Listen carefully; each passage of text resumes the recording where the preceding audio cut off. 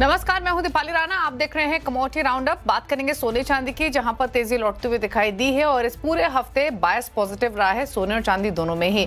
आगे की क्या रणनीति होनी चाहिए, प्राइसेस कहां तक जा सकते हैं, सब पर करेंगे बात करेंगे बाकी कमोडिटी मार्केट के एक्शन पर भी, लेकिन खास तौर से फोकस रहेगा चावल पर, क्योंकि चावल की जो प्रोक्योरमेंट है वो लगभग पूरा हो चुका है। इन सब पर बातचीत करने के लिए L Gopal and sons jewellers के ओनर विकास सोनी हमारे साथ हैं, सिल्वर एम्पोरियम के MD Rahul Mehta, basmati millers and exporters association Punjab के वीपी रंजीत सिंह जुसान और साथ ही केडीवाई एडवाइजरी के डायरेक्टर अजय केडिया हमारे साथ बने हुए हैं। आप सभी का स्वागत है इस शो में। लेकिन सबसे पहले बात करेंगे सोने और चांदी की, और अगर हम गोल्ड की खासतौर से बात करें तो 6-7 वीक्स के पीक्स पर आकर इस समय गोल्ड कारोबार कर रहा है। $4,300 के लेवल इंटरनेशनल मार्केट में देखें, घरेलू बाजार में भी 1,50,000 तक भाव पहुंचे हैं और कई सारे फैक्टर्स रहे। एक तो स्ट्रेट ऑफ हॉर्मुज के रीओपनिंग की होप्स की वजह से जो हमने कच्चे तेल में नरमी देखी, डॉलर इंडेक्स 100 के नीचे है, साथ ही साथ ट्रेजरी यील्ड लोअर साइड पर है, तो ये मल्टीपल फैक्टर्स हैं जिसने सपोर्ट किया है गोल्ड की इस तेजी को। लेकिन क्योंकि काफी समय से सोना 4,000-4,100 के बीच में कंसोलिडेट कर रहा था, तो ऐसे में जो ये बाइंग देखने को मिली है कितनी टिकाऊ लग रही है,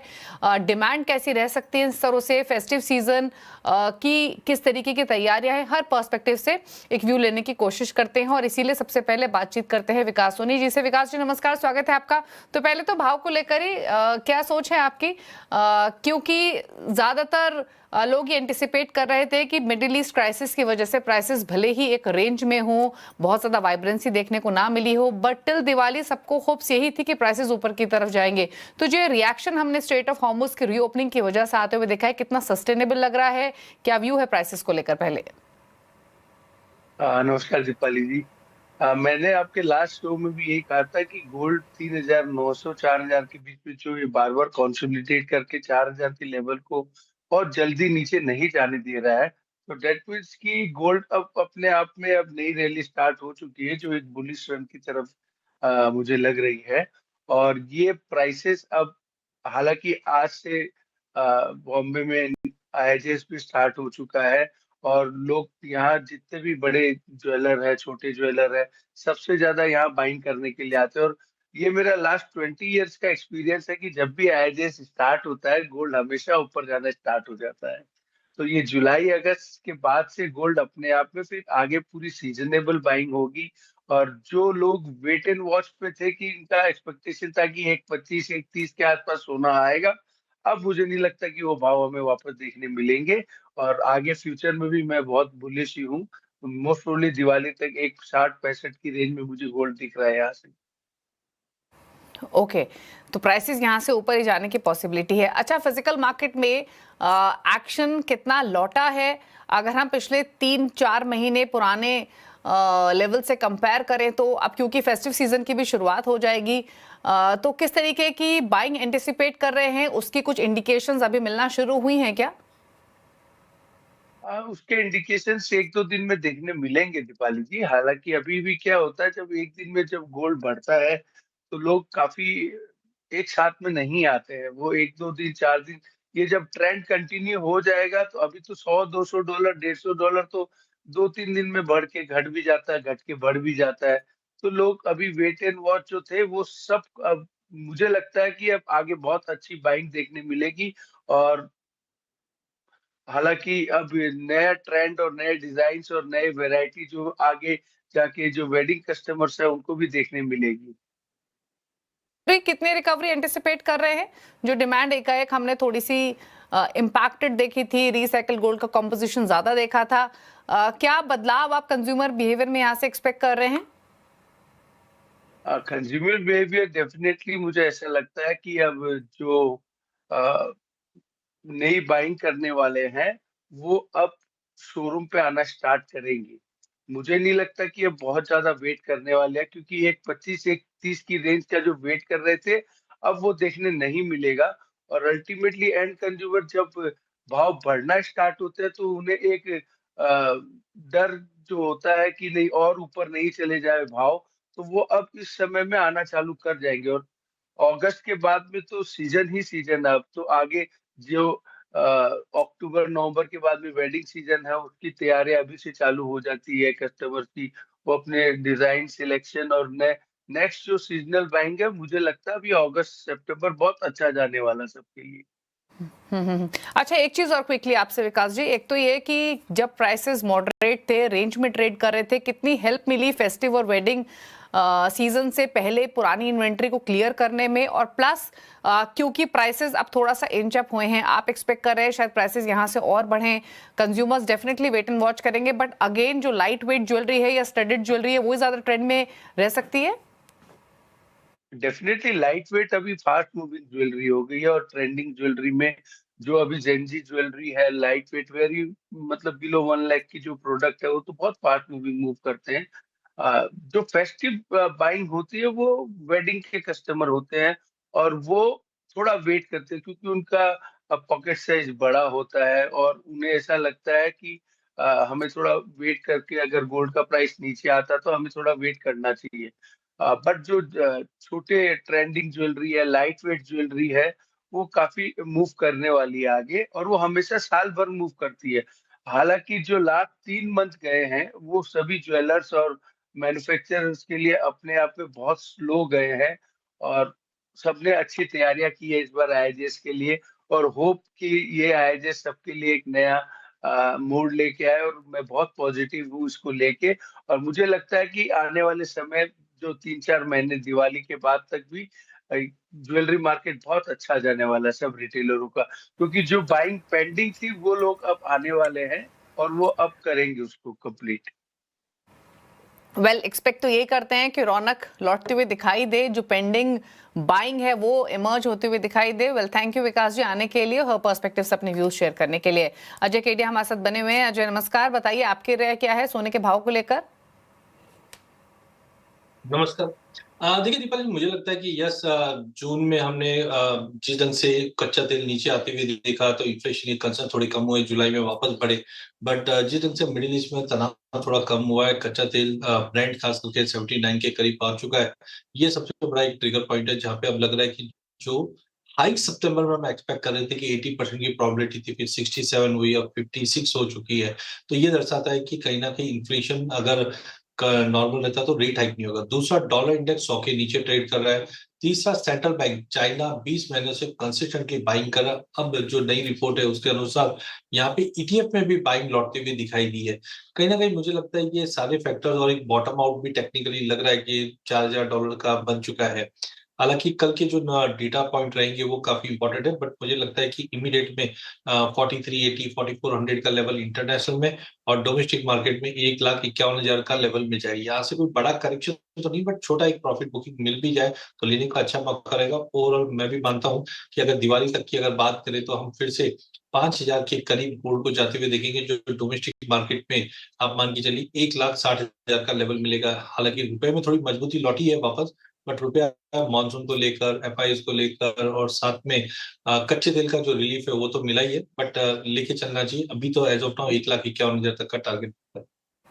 ओके अच्छा, सिल्वर और एक बार स्क्रीन पर लेकर आते हैं। $62 के ऊपर इंटरनेशनल मार्केट में ट्रेड कर रहा है। घरेलू बाजार में भी 2,30,000 के नजदीक प्राइसेस पहुंचते हुए दिखाई दिए हैं। अब इंटरेस्टिंग होगा कि सिल्वर का मूव यहां से कैसा रह सकता है, क्योंकि यहाँ भी हमने इनफैक्ट इंपोर्ट्स कर्व के बाद सिल्वर पर प्रीमियम बढ़ते हुए देखा, बहुत कुछ डेवलपमेंट हुई मार्केट्स में। लेकिन अगर हम प्राइस पर्सपेक्टिव से देखें तो अभी भी जो इंडस्ट्रियल एप्लीकेशंस की डिमांड है, इन्वेस्टमेंट डिमांड है, वो फिर भी सस्टेन रही है। सिल्वर को आप कैसे देखते हैं फंडामेंटल वाइज, डिमांड पर्सपेक्टिव से अजय, और प्राइसेस को लेकर आपकी राय क्या है? देखिए, पहला चीज है डेफिसिट में कंटिन्यू चल रहा है, उसमें कोई इंप्रूवमेंट नहीं है। कोई भी बड़े कैपेक्स हम कॉपर और जिंक के माइन में आते हुए दिख नहीं रहे, क्योंकि सिल्वर की डायरेक्ट कोई माइन नहीं होती, ये बाय प्रोडक्ट है। दूसरी ओर अगर हम डिमांड की बात करें तो हमने कंसिस्टेंटली देखा ईवी, सोलर, यहाँ पे जो डिमांड है वो कंसिस्टेंटली बनी हुई है। तीसरा, अगर हम देखते हैं तो यहाँ पे गोल्ड सिल्वर रेशियो काफी इंपॉर्टेंट है। पिछले साल हमने गोल्ड सिल्वर रेशियो अप्रैल मई में देखा था, 105 का भाव था, जब हम लग रहा था कि चांदी बहुत सस्ती है। और फरवरी 2026 में हमने देखा ये 43-44 के करीब आ चुका है, जब चांदी थोड़ी कॉस्टली थी। बट जिस ढंग से हम हायर लेवल से करीबन 55% का फॉल देख चुके हैं, तो अब मुझे लगता है चांदी काफी फेयरली प्राइस्ड है। रिसेंटली हमने रेशियो 72 का लेवल दिखाने के बाद अब नीचे आना स्टार्ट हो चुका है, जो करीबन 67 के करीब है। मेरा मानना है कि नीचे में ये 60 का लेवल भी जल्द तोड़ता हुआ दिखाई देगा। इसका मतलब है चांदी कहीं न कहीं बहुत ही ज़्यादा तेज़ी दिखा सकती है। टेक्निकली भी 60 के ऊपर अब होल्ड करके चल रहा है। मुझे लगता है इमीडिएट टारगेट $68 तक का रहेगा। हमारे यहाँ पे भी हमने देखा 2,27,28 के करीब है, थोड़ा पुल बैक 2.25 तक मिले तो लेने का अच्छा मौका रहेगा।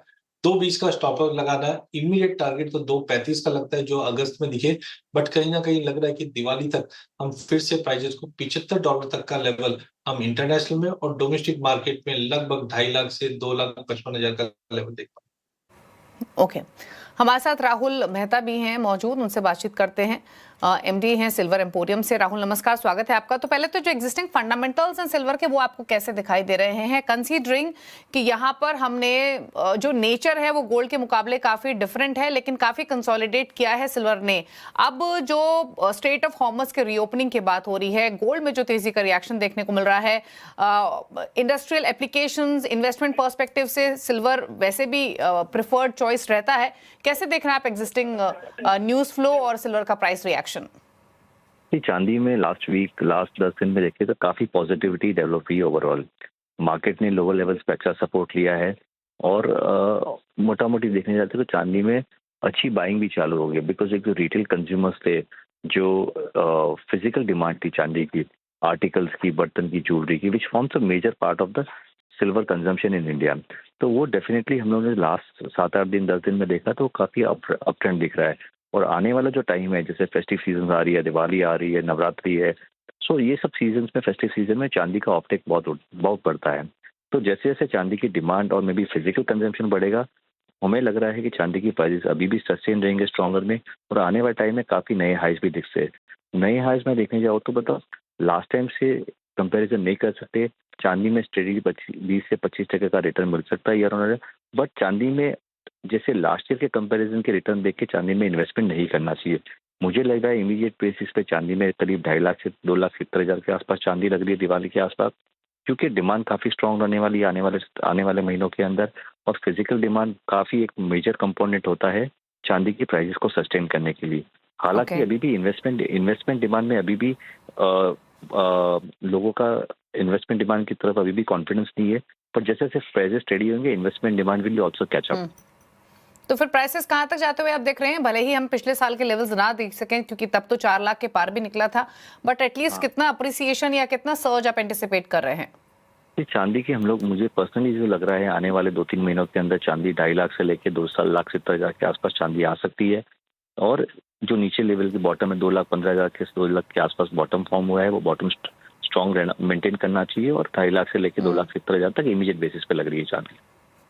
ओके अच्छा, डोमेस्टिक मार्केट में अब क्योंकि फेस्टिव सीजन की शुरुआत होगी और जैसे आपने भी शुरुआत में मेंशन किया, आर्टिकल्स हुए, सिल्वर ज्वेलरी हुई, दिवाली उससे पहले फेस्टिविटीज हैं, तो आमतौर पे सिल्वर की फिजिकल डिमांड काफी इंक्रीज होती है।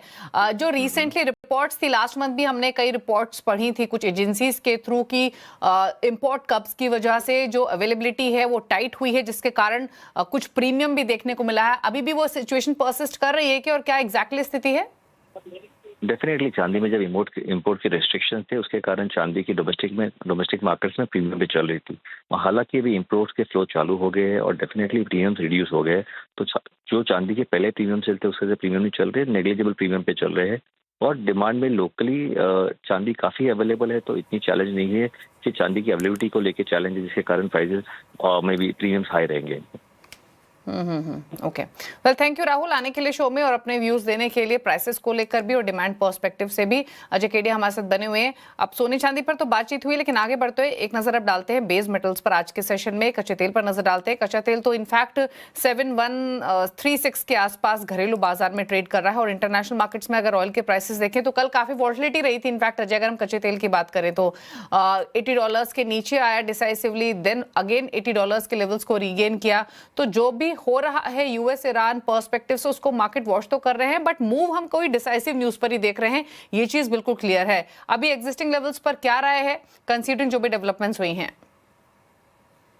मुझे नहीं लगता कुछ बड़ा अभी वर्कआउट होगा इसमें। एक तरफ हम देख रहे हैं सप्लाई धीरे-धीरे बढ़ते जा रही है, क्योंकि जब फर्स्ट टाइम हमने स्ट्रेट ऑफ हॉर्मुज़ बंद होते हुए देखा था, तब हमने देखा कोई अल्टरनेट नहीं था। कहीं न कहीं हम पैसेज देख रहे हैं, पाइपलाइन के थ्रू मूव हो रहा है। ओपेक ने भी अपने प्रोडक्शन बढ़ा दी है। चाइना के जो इंपोर्ट के नंबर्स है वो भी खराब आए हैं। तो मुझे लगता है पहले जैसा सीन है। हाँ, थोड़े बहुत एस्केलेशन बढ़ते भी हैं, तो प्राइसेस हो सकता है अब ब्रॉडर रेंज हो जाएगा, 76 से लेकर 88 के रेंज में ब्रेंट ट्रेड करता हुआ दिखाई देगा। हाँ, जो 60 दिन की जो सीज़ फायर है उसकी वजह से प्राइसेस में धीरे-धीरे ड्रॉप ही आता हुआ दिखाई देगा। तो आई थिंक ब्रेंट की अगर मैं बात करूँ तो मुझे नहीं लगता कोई बड़ा फॉल या बड़ा जंप है, कंसोलिडेट करेगा। डोमेस्टिक मार्केट में 7350 हायर साइड में और नीचे में 6750 सपोर्ट रहेगा, ये रेंज में रहेगा। आज हो सकता है मार्केट को थोड़ा सपोर्ट मिल जाए, जो 7350 तक के लिए लिया जा सकता है, but sustainability as of now clear नहीं दिखाई। ओके अच्छा, एक वीकली राय कॉपर पर भी है आपकी, क्योंकि इंटरनेशनल मार्केट्स में रिकॉर्ड ऊंचाई पर प्राइसेस पहुंचे हैं और वापस से जो रिन्यूड बाइंग इंटरेस्ट हमने बेस मेटल्स में देखा है वो सस्टेन हो रहा है, खासतौर से कॉपर जिसने आउट परफॉर्मेंस दिखाई है अक्रॉस कंप्लीट पैक। क्या व्यू है करंट लेवल से?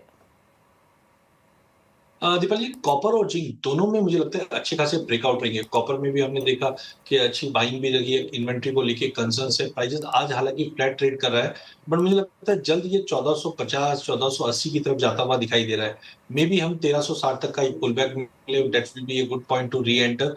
1330 के स्टॉप लॉस है, ऊपर में 1450 हमें लगता है सितंबर मिड तक दिखेगा, जिस ढंग से डिमांड और सप्लाई के बीच में मिसमैच है। लेकिन सबको फोकस जो रखना चाहिए वो जिंक पे रखना चाहिए, क्योंकि जिंक में एक चीज आप देखिए, चाइना में एक तो अगस्त में मेंटेनेंस के लिए शटडाउन है स्मेल्टर्स का, दूसरा चाइना में जो अभी फ्लडिंग हुई है इसकी वजह से भी सप्लाई कंसर्न है, जो प्राइसेस को अब 390 के ऊपर सस्टेन कर रही है। बट जल्द हम देखेंगे इसको 405 406 की तरफ जाते हुए, तो यहाँ पे भी हम 388 के करीब ले सकते हैं, 380 के स्टॉप लॉस से 405 तक का टारगेट। तो पूरे बेस मेटल में कॉपर और जिंक दोनों ही स्ट्रॉन्ग दिखाई दे। ओके ठीक है, तो ये कॉपर और जिंक पर राय रही, दोनों ही स्ट्रॉन्ग दिखाई दे रहे हैं करंट लेवल से भी। रुक रहे हैं इसी के साथ एक ब्रेक के लिए, ब्रेक के उस पर फोकस करेंगे राइस पर। हमारे साथ basmati millers and exporters association Punjab के वीपी रंजीत सिंह जोसान बने हुए हैं। अजय केडिया तो कनेक्टेड है ही, जल्द वापस आते हैं छोटे से ब्रेक के बाद। आप देख रहे हैं कमोडिटी राउंड अप और हमारे साथ हैं रंजीत सिंह जोसान। बात करते हैं अब राइस की, क्योंकि सरकार ने जो धान खरीद का लक्ष्य है वो ऑलमोस्ट पूरा कर लिया है। 99% बाइंग ऑलरेडी हो चुकी है और पिछले साल के मुकाबले जो खरीद है वो 5% ज्यादा रही है। बट किस तरीके की सिचुएशन फिलहाल है उसको समझने की कोशिश करते हैं। रंजीत जी, पहले तो इनफैक्ट ये जानना चाहेंगे कि कितनी रिकवरी हो पाई है ओवरऑल एकरेज में, अगर हम पैडी की बात करें तो पिछले साल के मुकाबले, और प्लस अब ओवरऑल हार्वेस्ट को लेकर क्या एक्सपेक्टेशंस हैं, क्योंकि आगे की चाल मानसून की स्पेशली अगस्त सितंबर में कैसी रहती है वो ओवरऑल यील्ड के लिए बहुत इंपॉर्टेंट रहेगी। जहां तक बात प्रोक्योरमेंट की है, 99% सरकार का जो डाटा है कि 99% हमने प्रोक्योरमेंट को पूरा कर लिया। पर अगर लास्ट ईयर की बात की है तो लगभग 547 लाख टन सरकार ने बाई किया था। इस बार जो है 575 लाख टन हुआ है, जो कि लास्ट ईयर की क्रॉप के अकॉर्डिंगली 5% फालतू है। लेकिन आज भी जो गवर्नमेंट ऑफ इंडिया 99% का डाटा दे रही है कि ले रही है, लेकिन मैं पंजाब और हरियाणा की बात करूंगा, पंजाब में लगभग 22 लाख टन राइस की प्रोक्योरमेंट अभी भी बाकी है, जो कि राइस मिलों में स्टिल पेंडिंग है ड्यू टू स्पेस। और हरियाणा की बात करें, लगभग 2 लाख टन राइस हरियाणा में भी आज तक पेंडिंग है। अगर पंजाब और हरियाणा को छोड़ भी दें तो सबसे बड़ी जो चुकाने वाली डाटा है वो आता है सीधा छत्तीसगढ़ से। पूरी प्रोक्योरमेंट अगर 580 लाख टन इस साल होती है, जो कि अगर टोटल हो जाएगी प्रोक्योरमेंट जो लास्ट क्रॉप की, तो लगभग 600 लाख टन को क्रॉस कर जाएगी। अगर उसमें सबसे बड़ा जो पहले छत्तीसगढ़ था, जो 40 से 45 लाख टन पे था, वो आज 90 लाख टन क्रॉस कर गया, लगभग 93, जो पंजाब के लगभग बराबर है। Punjab last year 117 last to last 117 lakh ton था, इस साल 104 लाख टन है। इसी तरह से हरियाणा में भी बड़ा है, 36 से लेके वो 45 तक हुआ है। और ओवरऑल क्रॉप की बात करें और टोटल डाटा की बात करें, तो अगर जितनी हमें बफर स्टॉक हमारा चाहिए इंडिया में, लगभग 412 लाख टन का गवर्नमेंट कहती है कि बफर स्टॉक हमेशा रहना चाहिए। लेकिन आप हैरान रहेंगे कि आज हम 1000 लाख टन, मतलब 999 लाख टन पे पहुंच चुके हैं, जो कि हमारे पास स्टॉक है। लगभग 550 लाख टन हमारे पास बफर स्टॉक है, जो हमें इंडिया को चाहिए, जो हमारे नॉर्म्स पूरे करता है। लेकिन इतना बड़ा स्टॉक लेके चल रहे हैं, लेकिन फिर भी प्रोक्योरमेंट बढ़ रही है, तो ये एक बार तो हमारे लिए अच्छी खबर है। लेकिन लॉन्ग टर्म में जाके स्टोरेज की प्रॉब्लम है, और ये इसका बैक फायर अगर ये फार्मर पे आएगा तो प्राइसेस पे आएगा। तो अगर लंबी बात करते हैं तो उसमें जाके कहीं ना कहीं फार्मर को इसके ऊपर इम्पैक्ट दिखेगा। इतना बड़ा स्टॉक हम जो लेके चल रहे हैं, इसका कुछ ना कुछ लिक्विडेशन सरकार को करना हो। ओके अच्छा, जो एथेनॉल की तरफ जो राइस डाइवर्ट हो रही है, क्या ऐसा हो सकता है कि उसको उस एलोकेशन को इंक्रीज किया जाए, इस तरीके से सरकार कुछ प्लान करे? प्लस अगर हम प्रोक्योरमेंट की बात भी करें तो रिपोर्ट्स तो ये भी रही हैं कि इनफैक्ट पार्लियामेंट में एक बात सामने भी आई थी कि एफसीआई ने जो एथेनॉल मेकर्स को राइज दिया है वो 40% बिलो प्रोक्योरमेंट कॉस्ट दिया है। तो एग्जैक्टली एथेनॉल पर्सपेक्टिव से कैसे देखते हैं इसे? हम तो बहुत हैरान है कि आज जो ये नए लोग आके एथेनॉल का विरोध कर रहे हैं, ये पॉलिसी आज नहीं है, पहले आज से 15 साल पहले इंट्रोड्यूस हुई थी इंडिया में, जब ये शुगर केन के फार्मर को एमएसपी नहीं मिल रहा था या उनको बहुत कम प्राइस मिलता था। एक टाइम ऐसा था, महाराष्ट्र की बात करें जो सबसे ज्यादा शुगर केन का प्रोड्यूस करता है, वहाँ फार्मर को 2-2 साल उसकी पेमेंट नहीं मिलती थी। तो सरकार इसके लिए एथेनॉल लेके आई थी कि जो शुगर केन से एथेनॉल बनेगा, जो गन्ने से एथेनॉल बनेगा, उसको हम राइस में पेट्रोल में यूज करेंगे। वो 5, 10, 15 जो E20 तक की बात हुई थी। लेकिन सरकार का प्लान लंबा था कि सरकार इसको 2030 तक इसको 20% तक एथेनॉल लेके जाना चाहती थी। लेकिन अब वो सरकार ने जैसे-जैसे टाइम आया, व्हीट और राइस की प्रोडक्शन बढ़ी है, तो सरकार ने इसको ग्रेन्स को भी इसमें शामिल कर लिया। अब ग्रेन्स शामिल होने के बाद जब ये सब निराधार या दोष जो है कि 40% लेस प्राइस में दिया और सब कुछ दिया, अब सरकार एमएसपी देती है फार्मर के लिए, ओके फार्मर की प्रोड्यूस को खरीदने के लिए। ओके तो फार्मर की प्रोड्यूस हमने आज मान के चले 45 रुपए राइस की कॉस्ट करती है गवर्नमेंट को, और उसके सामने सरकार ने 23 रुपए राइस एथेनॉल इंडस्ट्री को दिया है। तो हम एक पार्ट को देख रहे हैं, दूसरे पार्ट को नहीं देख रहे कि हमने कितनी फॉरेन करेंसी हमने बचाई है। जो डॉलर हमारा सबसे ज्यादा इम्पोर्ट हम करते हैं, जी उसके सामने जितना डॉलर देना पड़ता है और उसके सामने जो सरकार को डॉलर का बफर स्टॉक जो है मेंटेन करना पड़ता है, तो वो देश के जी। लिए सारे डिसीजन है। ये सिंगल अगर इथेनॉल की बात हम करते हैं तो ये नहीं है कि हम फार्मर को बेनिफिट दे रहे हैं या इथेनॉल इंडस्ट्री को बेनिफिट दे रहे हैं। तो ये लोकसभा में सरकार ने इसका जवाब दिया कि अगर इथेनॉल हम यूज नहीं करते तो आज 150 रुपए लगभग पेट्रोल होता है, तो फिर वो सब फार्मर का बिल्कुल। इथेनॉल की तरफ होनी थी। फार्मर भी इसकी फेवर में है, इंडस्ट्री फेवर में है कि इथेनॉल की परसेंटेज को, एलोकेशन को और बढ़ाना चाहिए। राइट। चलिए अब देखना होगा कि किस तरीके की डेवलपमेंट होती है, एलोकेशन बढ़ता है या फिर नहीं, percentage allocation. Well, thank you Ranjit ji आने के लिए शो में और अपने व्यूज देने के लिए इस खबर पर। अजय, आपका भी शुक्रिया स्ट्रैटेजीज रेकमेंड करने के लिए। रुकना इसी के साथ एक ब्रेक के लिए। ब्रेक के उस पर आप देखिए फ्यूचर एक्सप्रेस। नमस्कार।